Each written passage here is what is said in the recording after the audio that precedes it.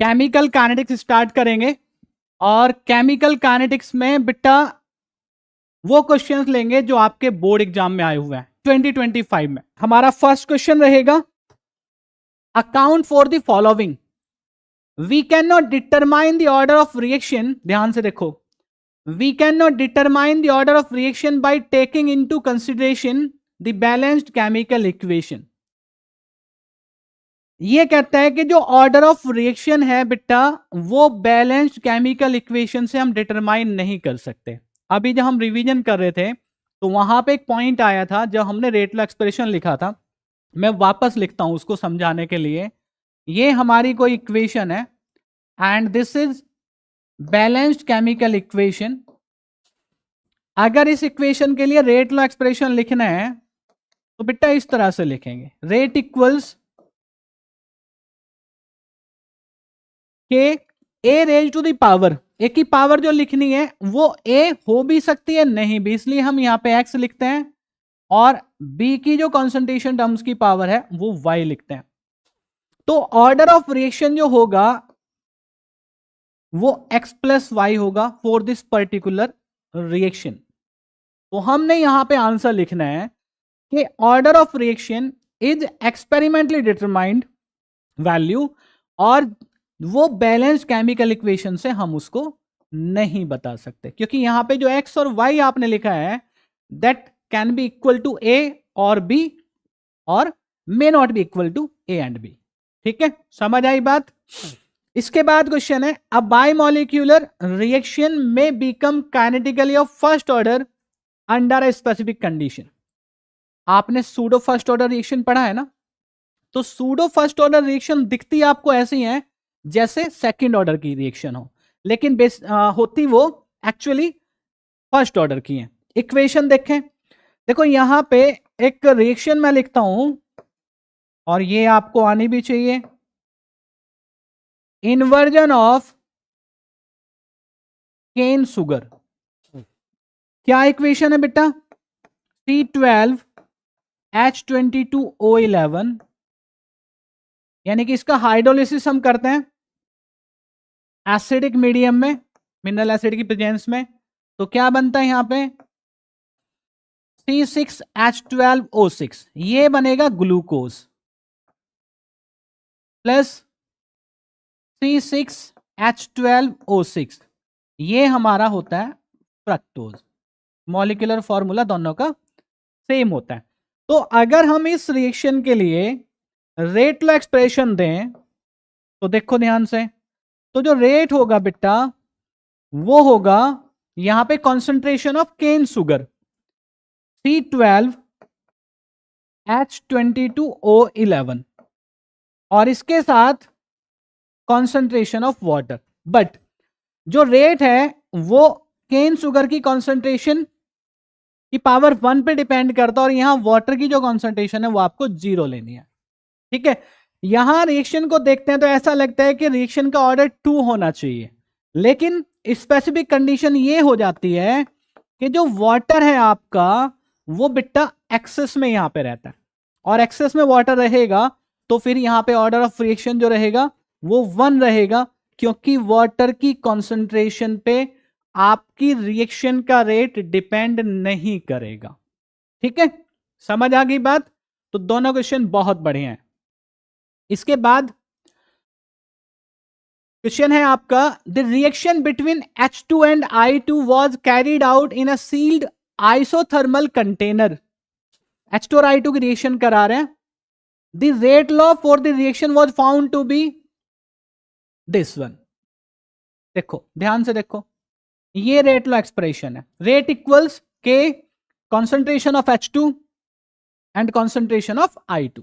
ठीक है, अब क्या कहता है, वो कहता है कि if 1 mole of hydrogen was added to the reaction chamber and the temperature was kept constant, then predict the change in rate of reaction and rate constant. दो चीजें आपको बतानी है, एक तो रेट कांस्टेंट बताना है, रेट कांस्टेंट में चेंज कितना होगा, और रेट बताना है। अब आप यहां से ध्यान से देखो, जो आपका रेट है उसमें क्या आ रहा है बेटा, जो हाइड्रोजन है उसकी कॉन्सेंट्रेशन आ रही है, I2 की कॉन्सेंट्रेशन आ रही है। इसका मतलब ये हुआ कि जो रिएक्शन का रेट है वो हाइड्रोजन की कॉन्सेंट्रेशन पे डिपेंड करता है, करता आयोडीन की कॉन्सेंट्रेशन पे भी है, लेकिन क्योंकि चेंज हमने किस में किया, हाइड्रोजन की कॉन्सेंट्रेशन में किया है, इसलिए हम कहेंगे कि रेट जो है वो हाइड्रोजन की कॉन्सेंट्रेशन पे डिपेंड करता है। If we change the concentration of hydrogen then the rate will automatically change. तो इसका मतलब ये हुआ कि भाई हाइड्रोजन की कॉन्सेंट्रेशन अगर आप चेंज करेंगे तो रेट चेंज होगा, क्योंकि रेट हाइड्रोजन की कॉन्सेंट्रेशन पे डिपेंड करता है। अब बताओ ये बात समझ में आई कि नहीं आई आपको? ठीक है, क्लियर है? बिल्कुल। इसके बाद दूसरा पूछा चेंज इन रेट कांस्टेंट। अब देखो जो रेट कांस्टेंट है ना, ध्यान से सुनो मेरी बात, rate constant temperature independent quantity है, टेम्परेचर इंडिपेंडेंट क्वांटिटी है। ठीक है जी, टेम्परेचर इंडिपेंडेंट होता है रेट कांस्टेंट, तो सॉरी टेम्परेचर डिपेंडेंट होता है, कॉन्सेंट्रेशन इंडिपेंडेंट होता है। यानी कि अगर टेम्परेचर चेंज होगा तो रेट कांस्टेंट चेंज होगा, कॉन्सेंट्रेशन चेंज करेंगे तो रेट कांस्टेंट चेंज नहीं होगा। इसका मतलब यह हुआ कि यहां जो रिएक्शन रेट है वो तो चेंज होगा हाइड्रोजन की कॉन्सेंट्रेशन चेंज करने पे, लेकिन रेट कांस्टेंट चेंज नहीं होगा, क्योंकि रेट कांस्टेंट तो केवल टेम्परेचर चेंज करने पे चेंज होता है। ये ध्यान रखेंगे, कई बार रेट कांस्टेंट पे क्वेश्चन आता है ना। रेट कांस्टेंट जो होता है वो टेम्परेचर, ये बात ध्यान कर लो मेरी, सुन लो, नोट कर लो कि ये टेम्परेचर डिपेंडेंट है, टेम्परेचर चेंज करेंगे तो रेट कांस्टेंट चेंज होगा, कॉन्सेंट्रेशन चेंज का रेट कांस्टेंट पे कोई फर्क नहीं पड़ता। मूविंग फॉरवर्ड, नेक्स्ट क्वेश्चन, ये भी अच्छा क्वेश्चन है, वैसे सारे अच्छे क्वेश्चन है क्योंकि भाई ये बोर्ड में आए हुए हैं। क्वेश्चन देखो आप, the initial concentration of N2O5 in the first order reaction, order भी बता दिया रिएक्शन का, क्या रिएक्शन है ये बेटा, ये हो गई आपकी रिएक्शन, और कंसंट्रेशन कितनी initial 1.24 into 10 to the power -2 mole per litre. ठीक है, the concentration of N2O5 after 60 minutes was 0.20 into 10 to the power -2 mole per litre. Calculate rate constant of the reaction. ठीक है, रेट कांस्टेंट बताना है। अब देखो first order के लिए आपने यहां पे एक फॉर्मूला देखा था, देखो आप फर्स्ट ऑर्डर के लिए ये वाला फॉर्मूला आपने देखा, ठीक है फॉर्मूला। अब ये फॉर्मूला क्या हुआ, k equal 2.303 over T log r not over r। यही फॉर्मूला आपको यहां इस वाले क्वेश्चन में अप्लाई करना है। ठीक है, इसलिए रिवीजन करना जरूरी था। तो फॉर्मूला क्या बना बेटा, k equals 2.303 over T log of r not over r। अब यहां पे जो R नॉट है आपका, ये तो N2O5 है,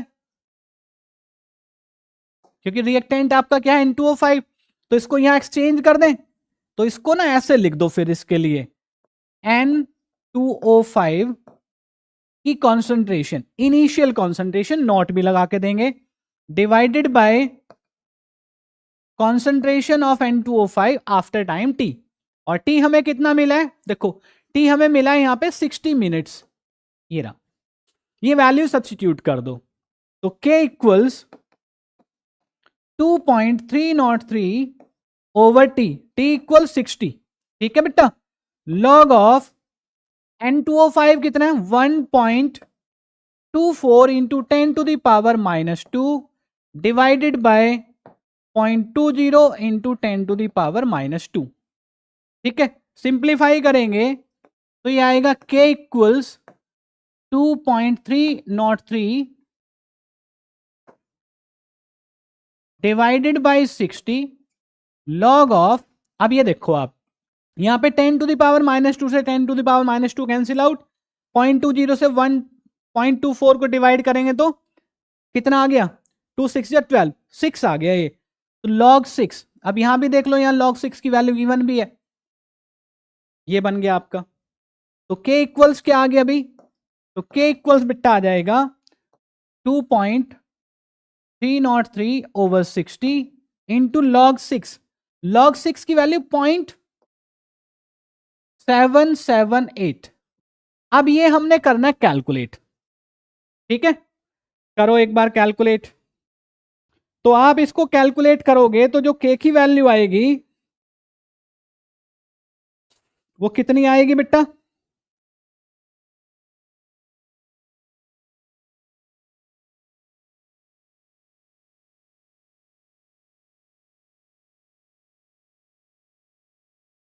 हाँ, तो ये मल्टीप्लाई करके आ गया,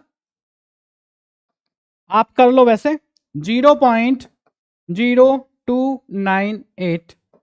और क्योंकि फर्स्ट ऑर्डर रिएक्शन है तो यहां पे यूनिट जो होगी वो टाइम इनवर्स होती है मिनट इनवर्स। टाइम मिनट में था ना, तो जो रेट कांस्टेंट है वो इस क्वेश्चन के लिए आपका ये आ गया। नेक्स्ट क्वेश्चन करें। देखो, ये ग्राफ वाले क्वेश्चन बेटा हर बार आते हैं केमिकल काइनेटिक्स से। जो ग्राफ वाले क्वेश्चन है वो हर बार पूछे जाते हैं, चाहे वो जीरो ऑर्डर पे हो, चाहे वो फर्स्ट ऑर्डर पे हो, चाहे वो हाफ लाइफ टाइम पे हो।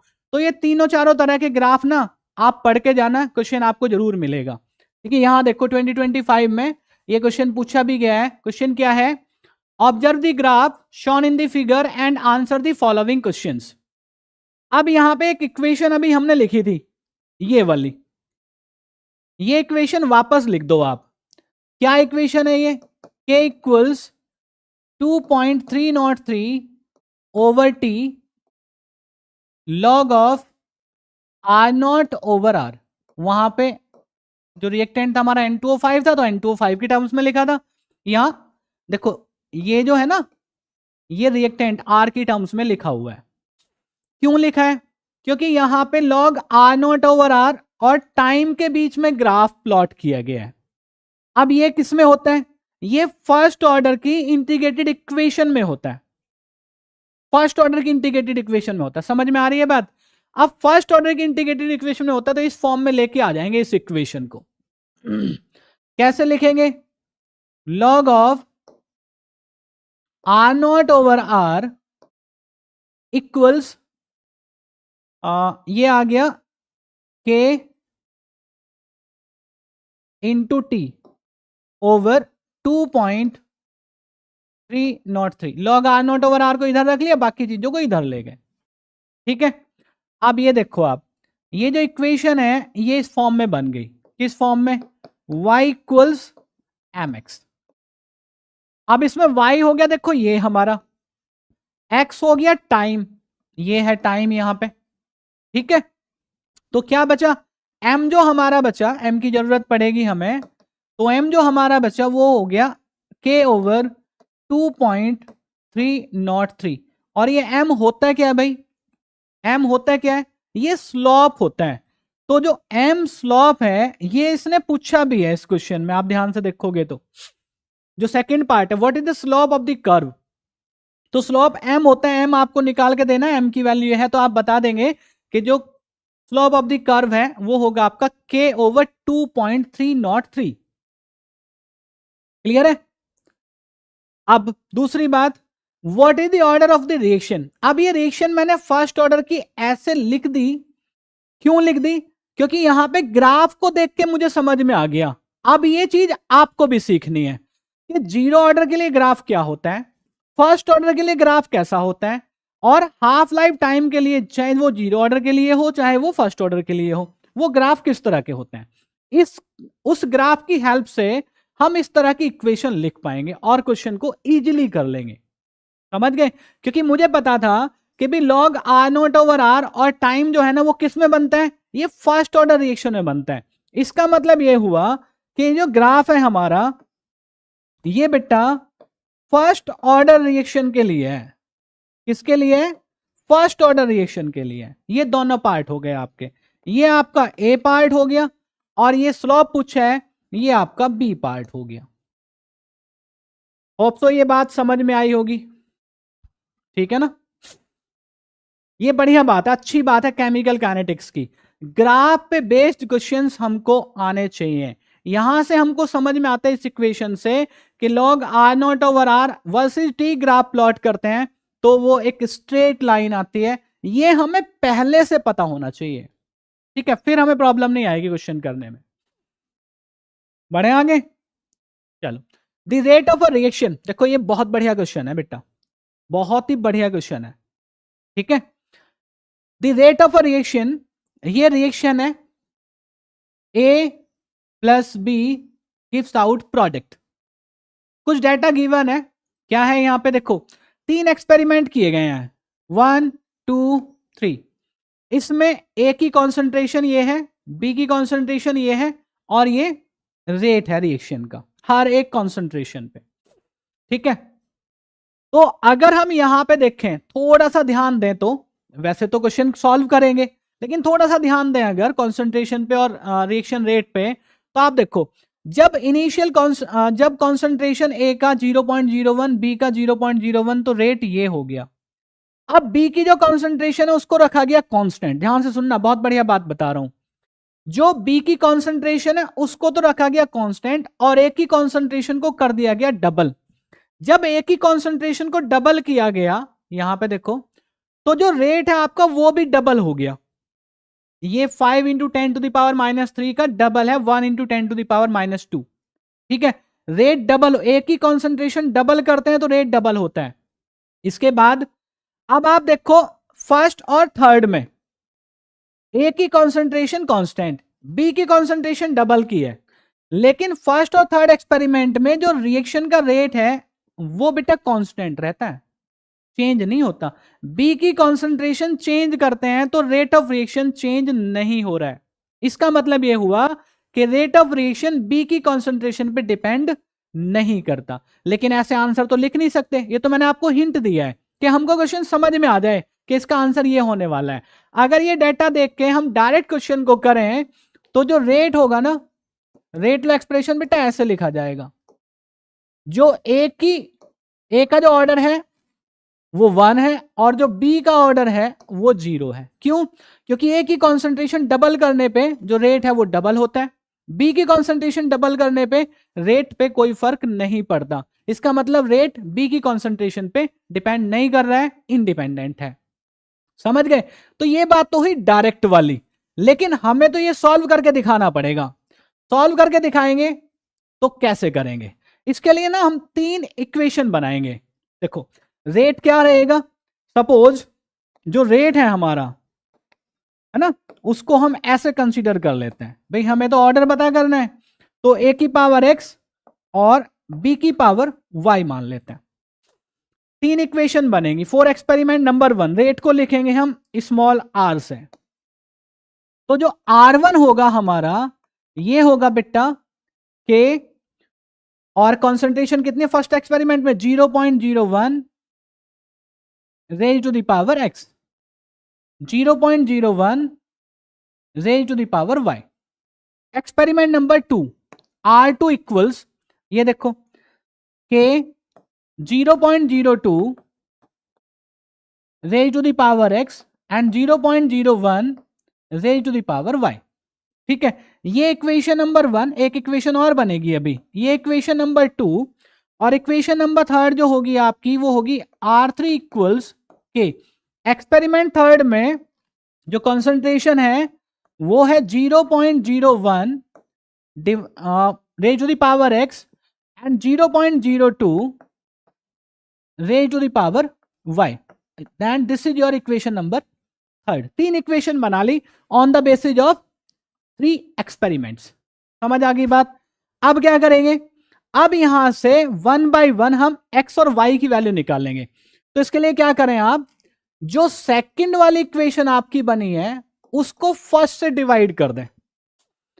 सेकंड वाली को फर्स्ट से डिवाइड करेंगे तो क्या आएगा, ये आएगा बेटा R2 by R1 equals, R2 by R1 equals, R2 कितना है हमारा K 0.02 raise to the power x, 0.01 raise to the power y divided by 0.01 k भी रहेगा भैया, 0.01 raise to the power x and 0.01 raise to the power y। ये equation 1 है। अब यहां पे रेट भी लिख दो आप। R2 कितना है, R2 देखो ये है, और R1 कितना ये है, तो ये आ गया आपका 1 इंटू 10⁻⁻² डिवाइडेड बाय 5 इंटू 10⁻⁻3। ठीक है, अब मैंने कहा था ये इसका डबल है, जब 5 इंटू 10⁻⁻3 से 1 इंटू 10⁻⁻2 को आप डिवाइड करेंगे तो यहां पे बेटा 2 आएगा।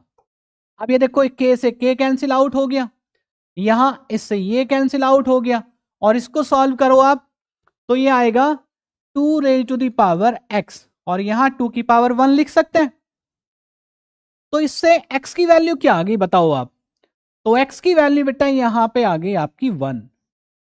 समझ गए, यानी कि जो आपका रिएक्टेंट A है उसकी कॉन्सेंट्रेशन की पावर 1 पे डिपेंड करता रेट आपका। ठीक है, अब अभी आप सॉल्व करो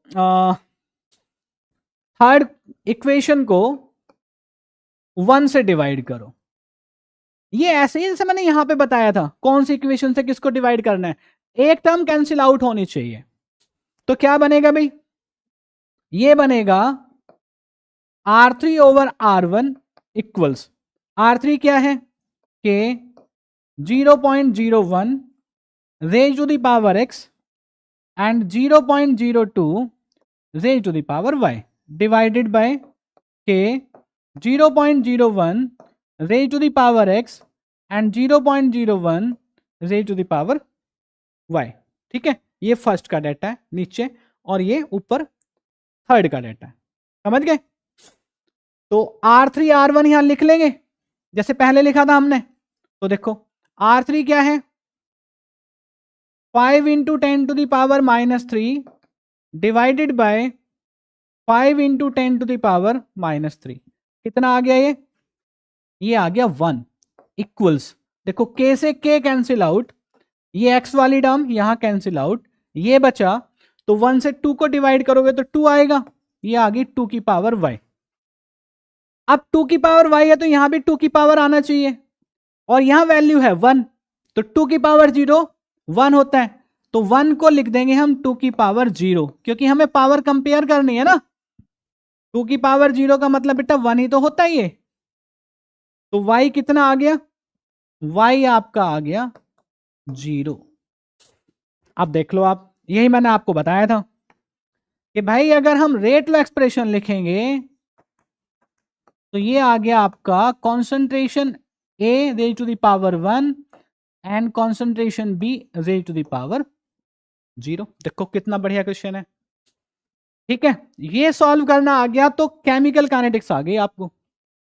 ठीक है, इस तरह के क्वेश्चन अगर आपको करने आ गए, डेटा देख के ऑर्डर ऑफ रिएक्शन निकालना, रेट लो एक्सप्रेशन निकालना, है ना बढ़िया क्वेश्चन। हाँ जी बोलो, समझ आई बात, आगे बढ़े। ये है आपका question, a certain reaction is 50% complete in 20 minutes. Temperature कितना है, टेम्परेचर है 300 kelvin, and the same reaction is 50% complete in 5 minutes at 350 Kelvin. Calculate the activation energy if it is a first order reaction. अब देखो जो starting वाला data है, यहां देखो ये T हाफ, ठीक है ना, और यहां पे T हाफ, ये T हाफ हुआ, ये भी T हाफ हुआ, अलग अलग टेम्परेचर पे, एक्टिवेशन एनर्जी तभी तो निकलती है। पहले देख लो आप एक बार पहले वाले डेटा के लिए, तो अगर हम यहां पे फर्स्ट ऑर्डर रिएक्शन के लिए T हाफ लिखें तो डायरेक्ट फॉर्मूला है, मैं बता के चला था आपको स्टार्टिंग में। आप देखो मैं आपको बता के चला हूं स्टार्टिंग में, आप देखो यहां पे फर्स्ट ऑर्डर रिएक्शन के लिए ये है T half equal 0.693 over K। ठीक है, क्यों बेटा बात समझ में आई, तो ये फॉर्मूला लगा दो यहां पे आप, तो T half equals 0.693 over K1, क्योंकि फर्स्ट केस के लिए हम बात कर रहे हैं। तो यहां पे K1 कितना आ गया, इसे K1 के लिए लिख दें, चलो K1 के लिए ऐसे लिख लो, K1 equals 0.693 over T half, तो T हाफ की वैल्यू कितनी है 0.693 डिवाइडेड बाय T हाफ है आपका 20 मिनट, ये तो ये आ गया आपका K1, समझ गए, K1 आ गया आपका 0.693/20। अगर K2 लिखना है तो सिमिलर वे में आप लिख दोगे इसको 0.693 डिवाइडेड बाई टी हाफ, और टी हाफ क्या है भाई 5 मिनट, तो K2 ये आ गया। तो K1 K2 की वैल्यू आपके पास आ गई, देख लो आप। अभी आपको निकालनी है एक्टिवेशन एनर्जी। तो एक्टिवेशन एनर्जी के लिए फॉर्मूला क्या होता है, ये देखो log K2 ओवर K1, ये मैंने आपको बताई थी अभी आर इन इस equation. log K2 over K1 equals EA over 2.303 R log of, यहां log नहीं आएगा, T2 minus T1 over T1 T2। ठीक है, ये कौन सी इक्वेशन है, ये आर्नियस इक्वेशन है, आर्नियस इक्वेशन। ठीक है जी, आर्नियस इक्वेशन है। तो यहां से निकालना क्या है, EA निकालना है, EA एक्टिवेशन एनर्जी होती है। सारी वैल्यूज आपको पता है, देख लो आप। K2 K1 आपने टी हाफ की हेल्प से निकाल लिया। T1 T2 आपको गिवन है, T1 आपका 300 केल्विन है और T2 आपका 350 केल्विन है, 350 केल्विन। ठीक, R की वैल्यू आपको गिवन है 8.314, नहीं गिवन होती तो भी आपको पता होनी चाहिए। log 4 की शायद जरूरत पड़ेगी, वो भी गिवन है। तो केवल आपको ये इक्वेशन में वैल्यू सब्स्टिट्यूट करके इसको सॉल्व करना है, कर दें। तो log K2 over K1 log of K2 की वैल्यू देखो बेटा ये रही, तो 0.693 डिवाइडेड बाई 5 ओवर K1, तो K1 की वैल्यू क्या है 20 डिवाइडेड बाय 0.693, रिवर्स हो जाएगी ना, इक्वल्स EA ओवर 2.303, R की वैल्यू 8.314, T2 कितना है बेटा 350, देखो ये रहा, माइनस 300 डिवाइडेड बाय 300 इंटू 350। ठीक है, सॉल्व करेंगे। EA के लिए लिख लो इसको, पहले यहां देख लो आप एक बार, ये हो गया 0.693, 0.693, 5 4 जा 20, तो ये सारा का सारा क्या आ गया आपका log 4 तो आ गया, और log 4 की वैल्यू ये गिवन है 0.602, तो इसकी जगह 0.602 आ जाएगा कि नहीं आ जाएगा, और ये आ गया EA निकालना है, और इसको सॉल्व करोगे तो ये आ गया आपका 50। लिख दें अब, तो देखो EA के लिए लिख रहा हूं, समझना अब, बाकी मैं समझा दूंगा। EA इक्वल्स यहां पे क्या आ गया 0.602 इंटू 2.303 इंटू 8.314, और क्या आ गया, और आ गया 300 इंटू 350 डिवाइडेड बाय ये जो 50 है, ये आपका यहां अपॉन में आ गया। अब ये वाली जो कैलकुलेशन है ये आपको करनी है बस, ठीक है, ये वाली जो कैलकुलेशन है ये आपको करनी है, और मैं कैलकुलेट करके डायरेक्ट आपको बता देता हूं एक बार कि इसकी वैल्यू यहां पे क्या बनेगी। बेटा ये सॉल्व करके जो आपका आएगा पूरा ये है ना, ये तो मैथमेटिकल पोर्शन है, देखो अब ये मैथमेटिकल पार्ट है, ये तो कैलकुलेशन है, बाकी जो केमिस्ट्री थी वो मैंने आपको यहां पे बता दी। आर्नियस इक्वेशन आपको यूज करनी है एक्टिवेशन एनर्जी को निकालने के लिए, और ये बहुत इंपॉर्टेंट फॉर्मूला है इस चैप्टर का। ठीक है, ये बहुत इंपॉर्टेंट फॉर्मूला है इस चैप्टर का। यहां भी क्वेश्चन ये मान लो जैसे फर्स्ट ऑर्डर पे क्वेश्चन आता है, ऐसे आर्नियस इक्वेशन पे भी क्वेश्चन आता ही आता है।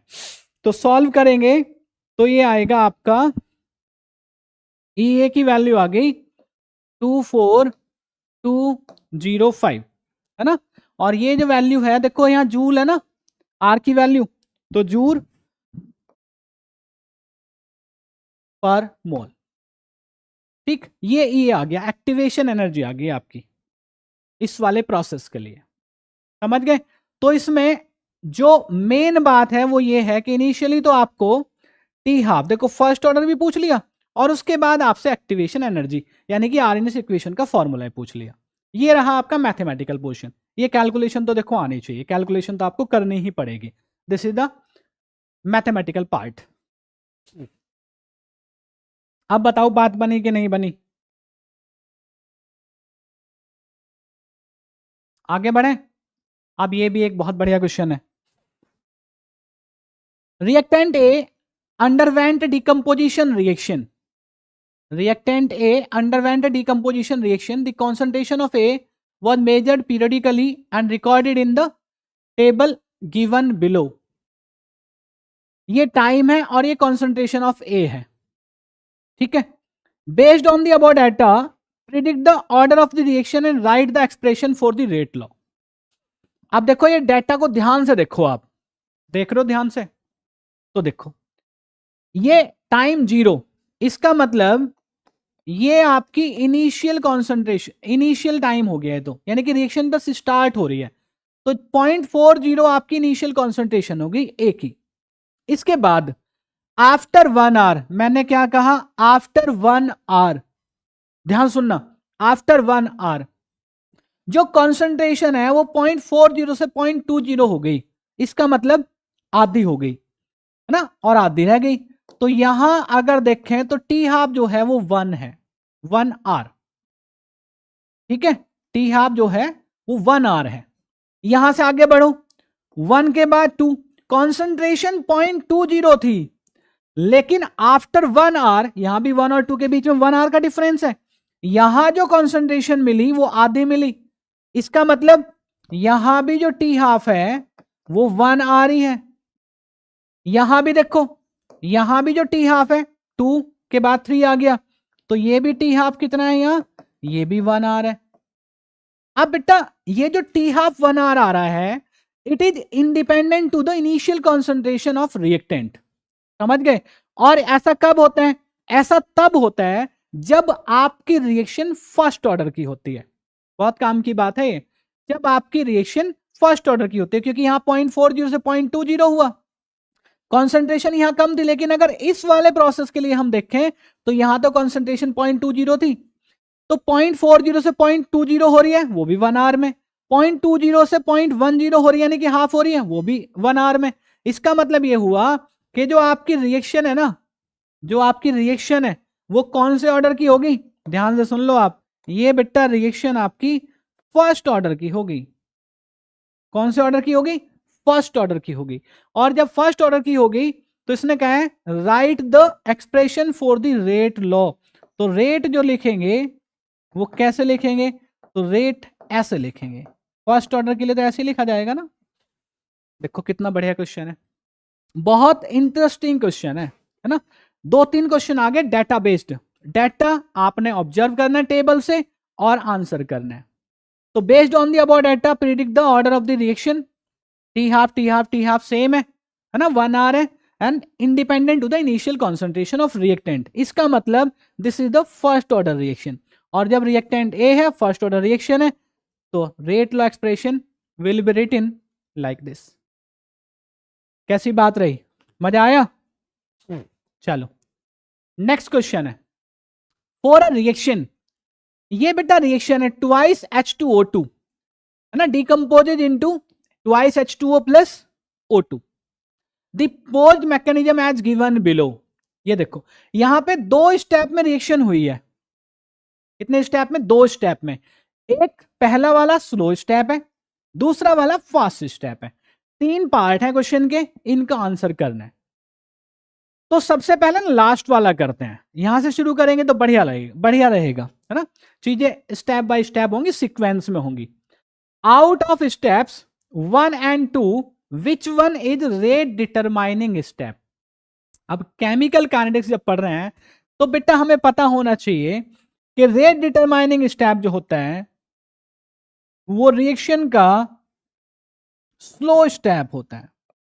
इसका मतलब this is the rate determining step, slowest step is the rate determining step, ठीक है।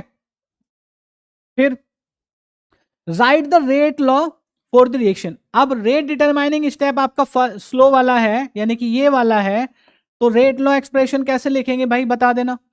ये रेट लॉ एक्सप्रेशन ऐसे लिखा जाएगा, इस रिएक्शन पे बेस्ड रेट इक्वल्स, इसमें कौन से रिएक्टेंट हैं, दो रिएक्टेंट हैं, कौन से, H2O2 और भाई I-। इसका मतलब जो रिएक्शन का रेट है वो H2O2 की कॉन्सेंट्रेशन और आयोडाइड आयन की कॉन्सेंट्रेशन पे डिपेंड करेगा। एंड तो इसका मतलब क्या हुआ, this will be your rate law expression.